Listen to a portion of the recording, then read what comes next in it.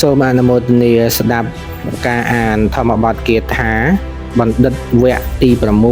6បុគ្គលគួរឃើញនៅអ្នកប្រាជ្ញណាដែលជាអ្នកពោលសង្កត់សង្កិន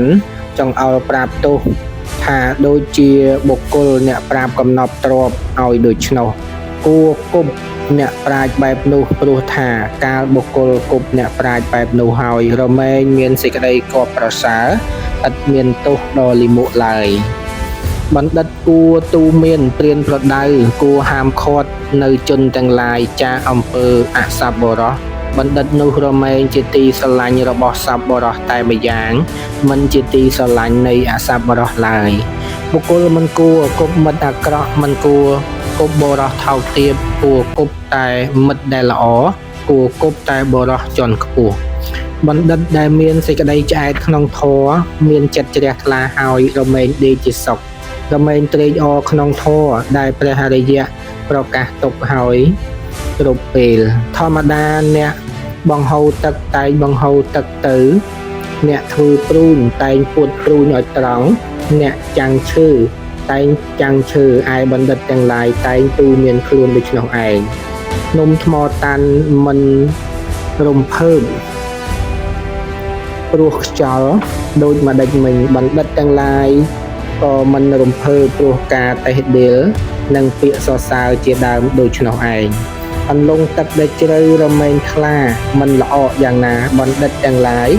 បើបានស្ដាប់ធម៌ទេសនាហើយរមែងជ្រះថ្លាសុបសួនយ៉ាងនោះពួកសប្បុរសតែងលះឆន្ទរាគៈក្នុងធម៌ទាំងពួងពួកលោកអ្នកស្ងប់រមែងមិនរអែរអៅព្រោះសេចក្តីប្រាថ្នាក្នុងកាមពួកបណ្ឌិត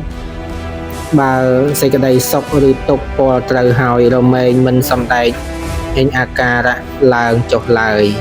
បណ្ឌិតមិនគួរធ្វើអាក្រក់ព្រោះហេតុនៃខ្លួនមិនគួរធ្វើអាក្រក់ព្រោះហេតុនៃអ្នកដទៃមិនគួរប្រាថ្នាកូនមិនគួរប្រាថ្នាទ្រព្យមិនគួរប្រាថ្នារតន៍មិនគួរប្រាថ្នាសិទ្ធិដើម្បីខ្លួនដោយហេតុមិនមែនជាធម៌ឡើយលោកគួរជាអ្នកមានសិលមានប្រាជ្ញាប្រកបដោយធម៌បណ្ដាមនុស្សទាំងឡាយពួកជនណាដែលឆ្លងដល់ត្រើយគឺព្រះនិព្វានពួកជននោះមានប្រមាណតិចចំណែកពួកសត្វក្រៅពីនេះរមែងស្ទុះទៅកាន់ត្រើយគឺសក្កាយតិដ្ឋិជនទាំងឡាយណាប្រព្រឹត្តតាមធម៌ក្នុងធម៌ដែលព្រះតថាគតទ្រង់សម្ដែងទុកហើយដោយប្រពៃជនទាំងនោះនឹងឆ្លងនៅលំនៅនៃមច្ចុ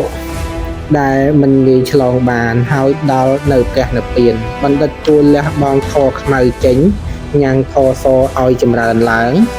ដោយវិធីចេញចាកអាល័យគឺកាមគុណហើយ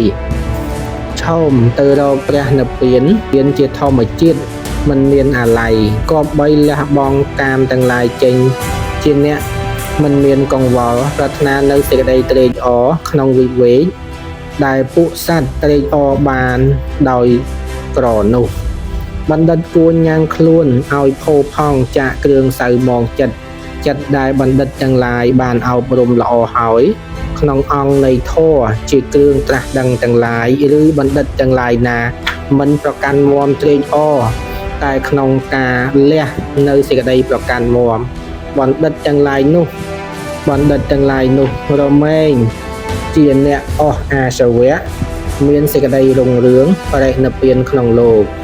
ចប់បណ្ឌិតវគ្គទី6